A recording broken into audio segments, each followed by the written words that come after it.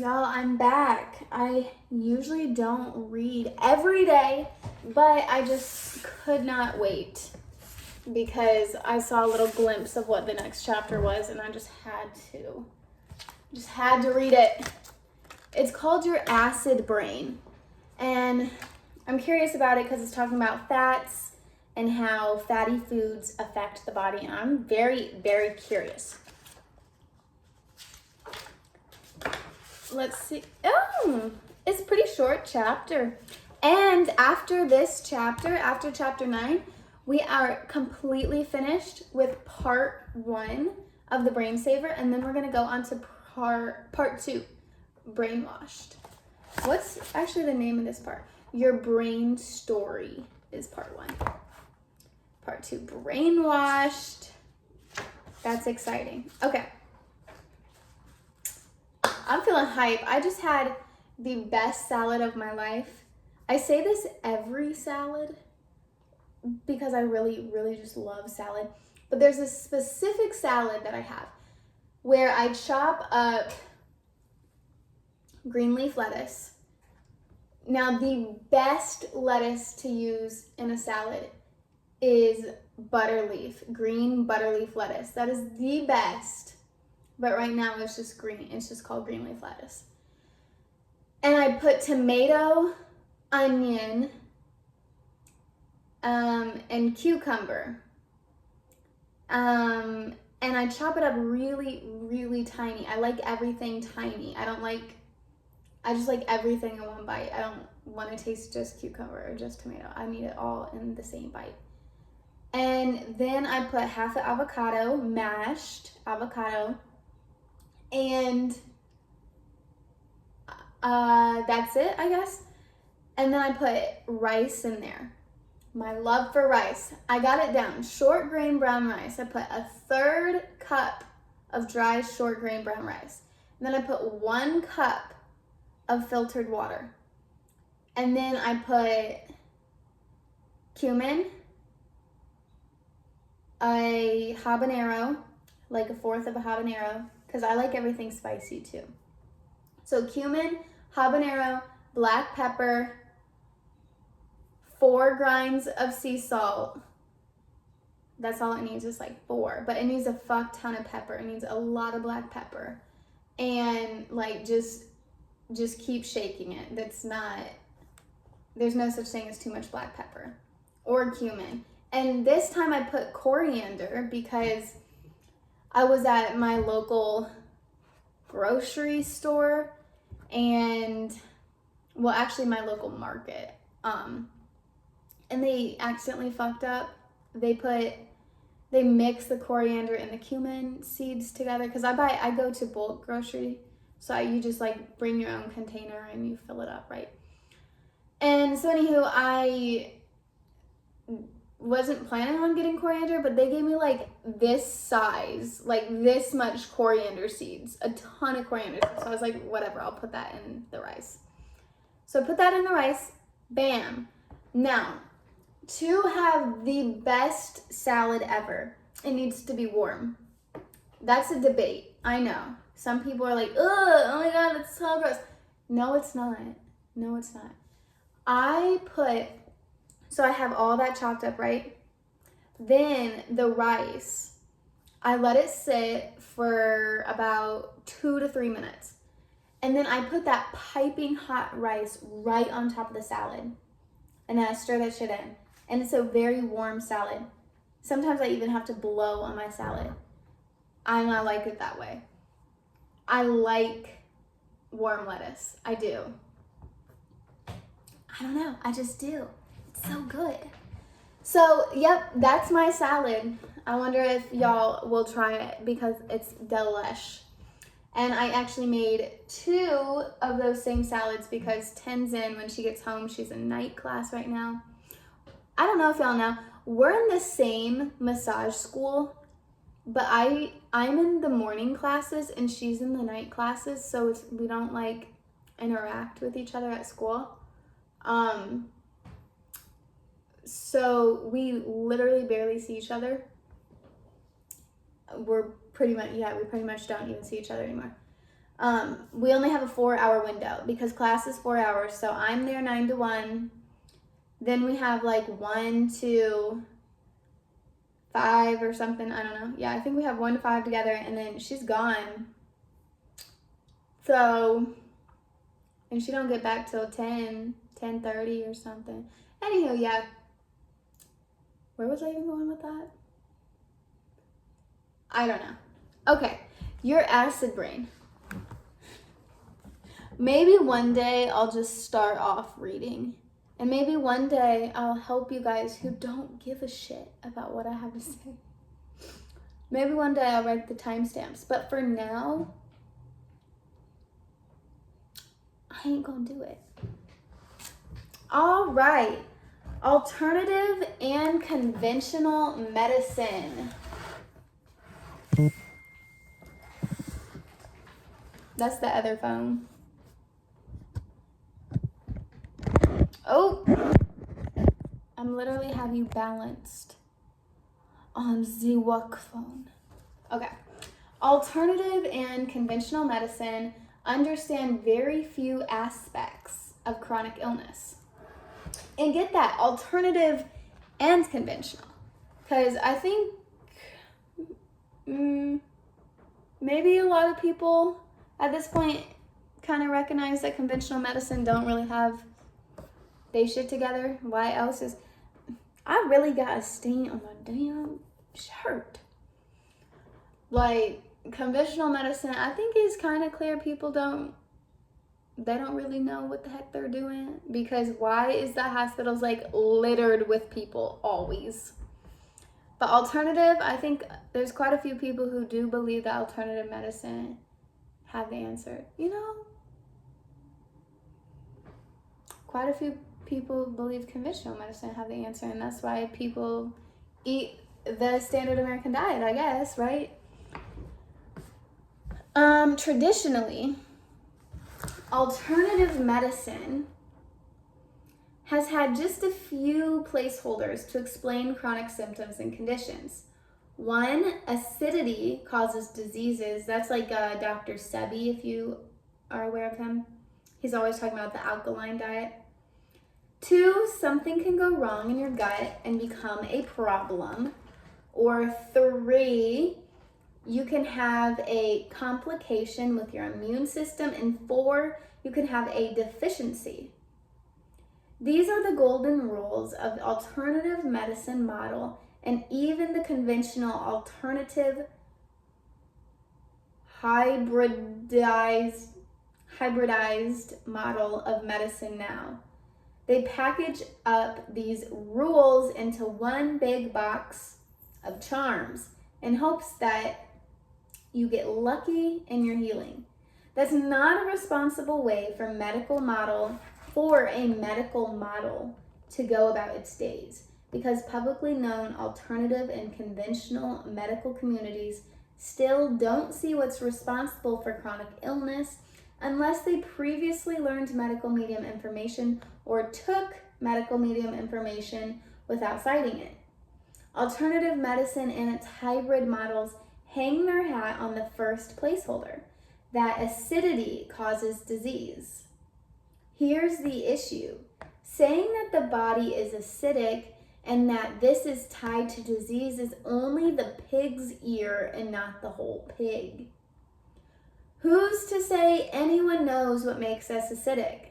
Because on almost all accounts, alternative and conventional medicine have called the shots wrong when it comes to chronic illness. Here too, they misunderstand. They misunderstand where acidity fits into the big picture of our health, and they misunderstand what to do about it. That's in part because they misunderstand what even makes us acid and alkaline. Diets, cleanses, supplements, and protocols deemed alkaline actually make us acidic. In the pursuit of the acidity causes disease golden rule, they are working against exactly what they're trying to solve. Oh, quick comment. I signed up for my MBLEX today. I was so scared I actually had diarrhea. I was so anxious. Oh my God. I was like, this morning, I was like, I gotta chill out. Like, I literally caused my body to like freak out because I was freaking out. But I did sign up for it in 20 days. 20 days I'm taking this test. So I've been like studying a lot. Not that I've been studying a lot for like months, but I've been studying a lot today. I'm like exhausted from it. Okay, fats are acids. This is what I want to read. Dang shirt. I ain't never worn this shirt. I don't know if I like it. I feel like it's like, I don't know. I don't like it. Okay. The alternative medical theory is that processed food, processed sugar, fast food, and fried food are responsible for making someone acidic and solely responsible for disease. Oh, I didn't know that. Alternative medicine theory thought that. These same sources claim that the answer to acidity is to eat healthy, whole foods and lots of healthy fats. You would think that that's a great solution, yet people drowning in their chronic illness who are really sick don't recover by simply switching to a seemingly healthy diet. One of the reasons they don't recover is that no one knows why they're sick to begin with, even if they're offered suggestions like candida, small intestinal bacterial overgrowth or SIBO, gut flora problems, microbiome issues, parasites, not enough fiber, not enough pure water, protein deficiencies, oxalates, lectin issues, too much sugar, geotrojans, fructose intolerance, and food sensitivities. These still aren't answers about why they're sick, so people who are drowning in their chronic illness end up drowning in healthy fats and healthy proteins, which are high in fat. This is true regardless of whether someone is eating a vegan, plant-based, or animal-based diet. Peanut butter is high fat, high protein. Chicken and fish are high fat, high protein. Nuts and seeds are high fat, high protein. Cheese, milk, and eggs are high fat, high protein. The truth is that fats, including healthy fats, are highly acidic. So one of the answers of alternative medicine for the last 10 years is to increase intake of healthy fats, has worked directly against its theory that acidity is the origin of disease. It's amazing how 10 years can be thrown away like that. With hundreds of thousands of sick individuals led the wrong way. Yes, some people may have improved by getting rid of processed foods and exercising more or starting to exercise for the first time, especially if they were never really chronically ill to begin with. If their only complaint before making changes was that they were overweight and sluggish with mild fatigue and some headaches, then exercising and cutting out processed foods could have made enough of a difference to get them by until more limiting symptoms surfaced or a heart attack or a stroke occurred. I was just learning what the medical term for stroke is. I was tested on it. What was it? I can't remember. I did learn today though that tennis elbow is actually, the medical term is lateral epicondylitis, and golf elbow or golf shoulder or something or another is medial epicondylitis. And when I was tested on that for my NBLEX, I'm like, and why do I need to know this for massage? I mean, I think it's good to know what like medical terms are, just because if a client does come in seeking massage from me and they're like, I was just diagnosed with such and such, it is good to know just kind of like right off the bat what it is and if I can help and how I can help. But I don't know, it was just kind of funny, like as a newbie, somebody who hasn't been a professional massage therapist yet, you know, I've just done student. I've probably worked on quite a bit of people now since I'm about to graduate, but I don't know. I'm kind of curious to see the difference between being a student massage therapist and a licensed massage therapist, and just seeing like, do the clients treat me differently, and if so, how? I'm curious about that. Most everyone who was chronically ill and tried this approach still stayed sick and lost 10 years of good time. The goal of the alternative and conventional medicine system and all of their indoctrines and dogma-based practitioners is to eat lots of fats, basically fattening everyone to death without realizing it. High-fat diets and moderate fat diets incorporate generous amounts of overt fats, what I call radical fats.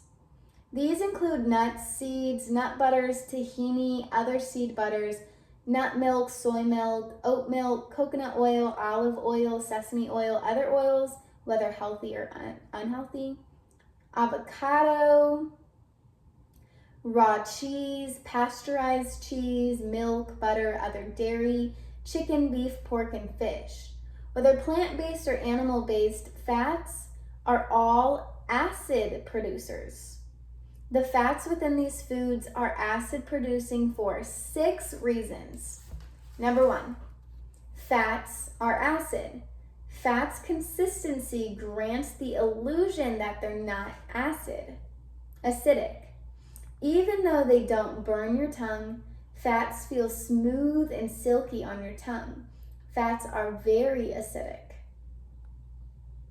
and should be seen as straight acid. Fats contain acidic compounds, and fats pH lowers when they enter the body. Fats contain phosphorus, which is acidic inside the body. And think about the term fatty acid. Their composition makes them a form of acid. Triglycerides and fats are extremely acidic and don't need to be high as measured on a blood test to cause problems such as acidosis. See, like stuff like this, like I don't know what acidosis is. I mean, I have a general idea of what it is, but I don't know necessarily. Number 2, fats don't allow toxins to leave the body easily. Toxins get absorbed into fat, making fat even more acidic than its original state. Fats push and squeeze water out of the bloodstream, supporting chronic dehydration. Water loss in the bloodstream makes it less possible to flush out acids. Fats hold on to acids in the bloodstream, and dehydration means less water to bind onto the acids and draw them out. Number 4, fats thicken the blood. This causes your adrenals to flood your bloodstream with adrenaline purposefully to thin out the fat so your heart doesn't have to strain greatly pumping your blood, and so oxygen can still get to your brain. Parenthesis. Because fats thin out the oxygen inside of the bloodstream, that flood of adrenaline is extremely acidic and corrosive. It takes the adrenal gland's most acidic adrenaline blend to thin out fat because the adrenaline has to play a role similar to bile, only in the bloodstream. Number 5,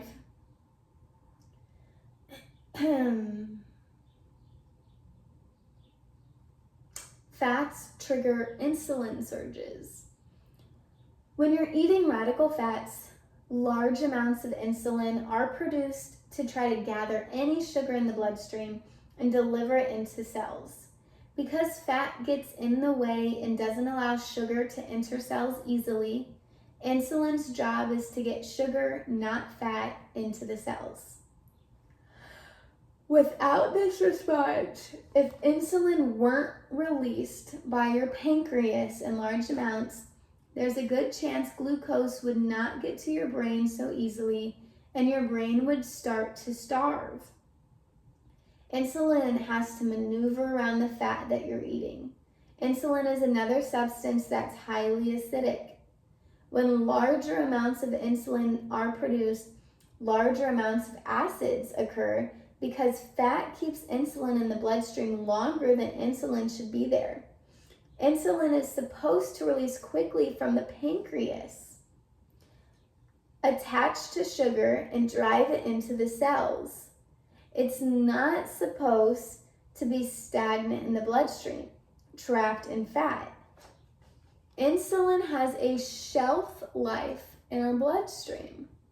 Like other hormones, including adrenaline, sex hormones, and thyroid hormones, if insulin sticks around too long in the bloodstream, it starts to expire, creating more acid.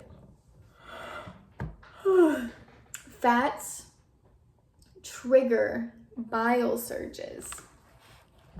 In response to radical fats in the diet, your liver has to produce large amounts of bile to break down and disperse the fat in your bloodstream.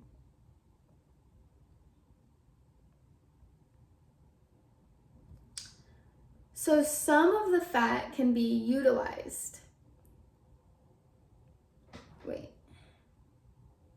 What can't be utilized either has to be stored or discarded.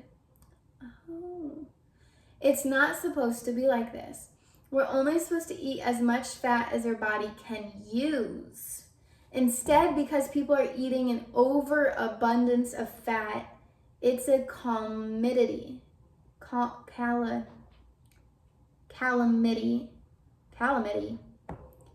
Some of the fat gets stored and stuck in the liver and other parts of the body, and some of the fat gets discarded by the digestive tract. Bile's job is to remove as much of the fat you've consumed as it can, and to get it out of your intestinal tract and into the toilet on a daily basis. It takes a large amount of bile to do that, and bile is highly acidic.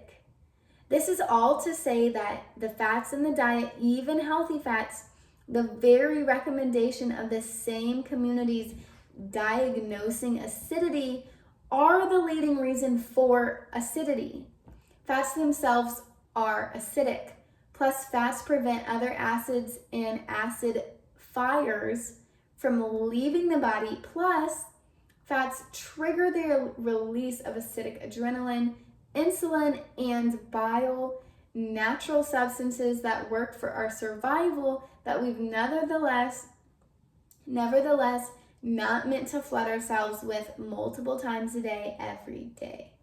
Consuming moderate to high amounts of dietary fat is the natural way we acidify ourselves here on Earth.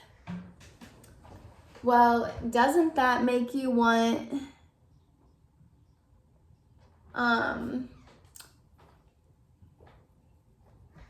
to lower your fat intake after reading it? Or does it make you want to just like go freaking balls to the wall and go get yourself like a chicken sandwich and gorge and eat your feelings and panic now that you're aware? Which one are you? I've been both. I've been both before. Maybe I'm gonna make it into 2 parts. Okay, I think I'll read another. Extreme acid fires. On top of this, we bring in more acid bombs, that is extreme acid fires such as vinegar. I say it like that because, oh my God, I loved pickled turnips. Was it turnips? Yeah, pickled turnips. I used to go to this Lebanese restaurant here in St. Louis called Taste of Lebanon. And Lebanese food is my favorite food, or at least it was, like, when I used to eat that way. Yeah, I would go to Taste of Lebanon and they knew me. I would call in my order and they were like, Sequoia? And I was like, yep, that's me.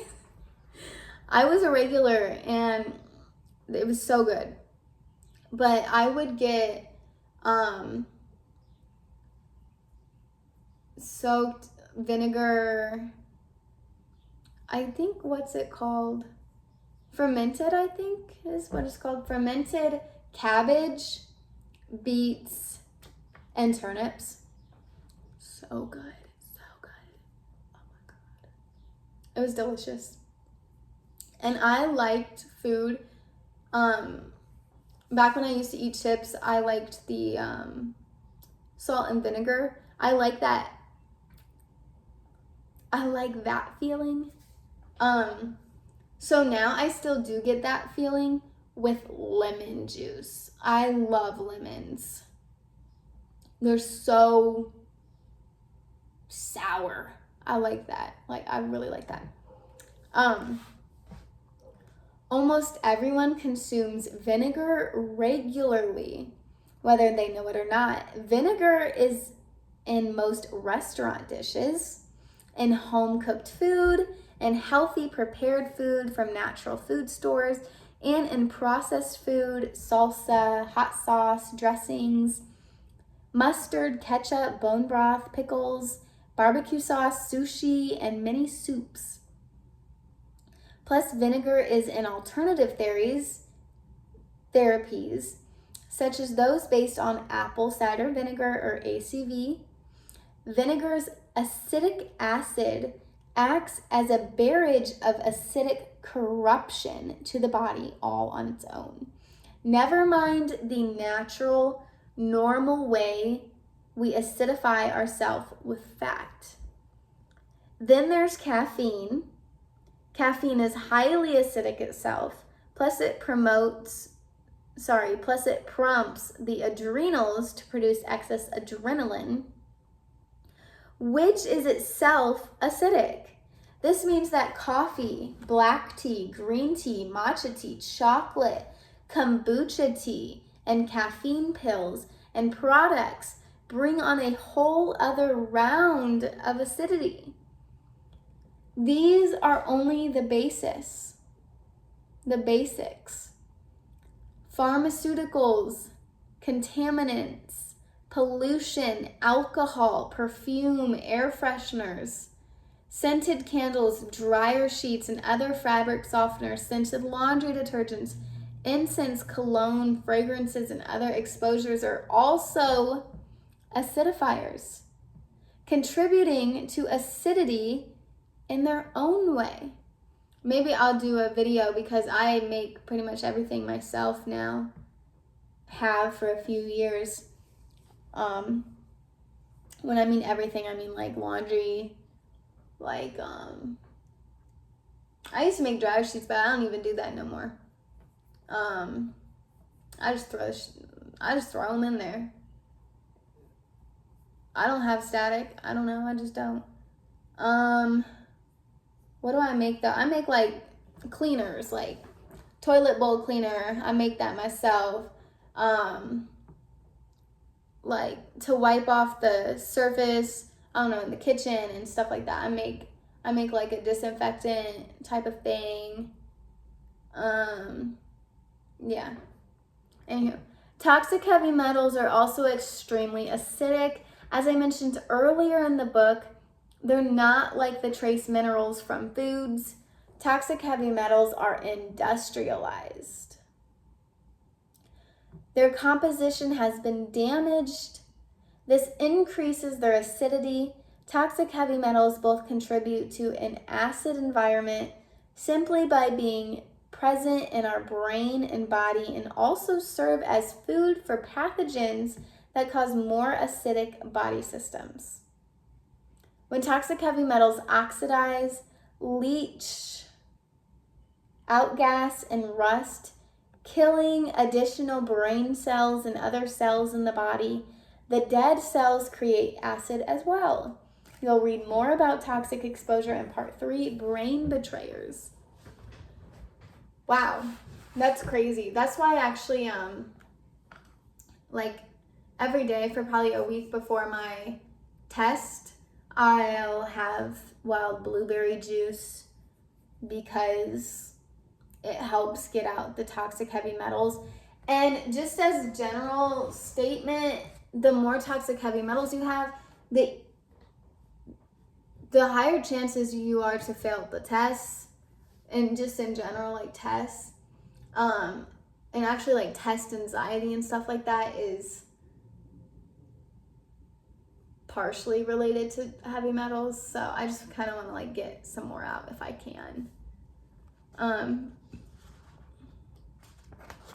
Yeah, I think I'll read the last chapter or the last little thing on my next video. Sounds good. All right, peace out.